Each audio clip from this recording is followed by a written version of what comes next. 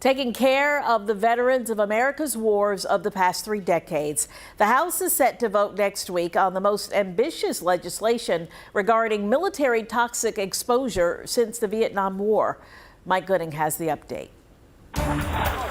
The landmark Honoring Our Promise to Address Comprehensive Toxics Act, or PACT Act, would secure benefits in primary care for veterans exposed to toxic substances while serving overseas. And really, if you served in Iraq and Afghanistan, you probably went through a base where there was a burn pit being used. The most significant portion of the bill would be a recognition by the Veterans Affairs Department that all troops who served in Iraq and Afghanistan in the last 30 years were exposed to poisonous emissions from burn pits and other airborne hazards during deployments. To date, over 240,000 veterans have signed up for the VA's burn pit registry, but 70% of burn pit claims have been denied.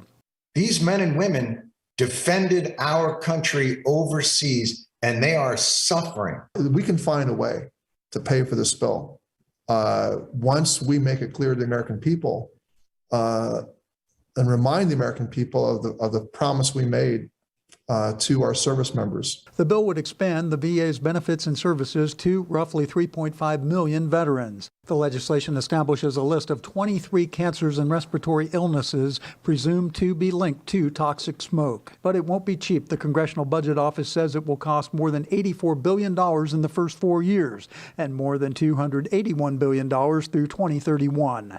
Mike Gooding, 13 News Now. Despite concerns over the bill's high price tag, last June the measure passed in the House Veterans Affairs Committee on a vote of 14 to 11.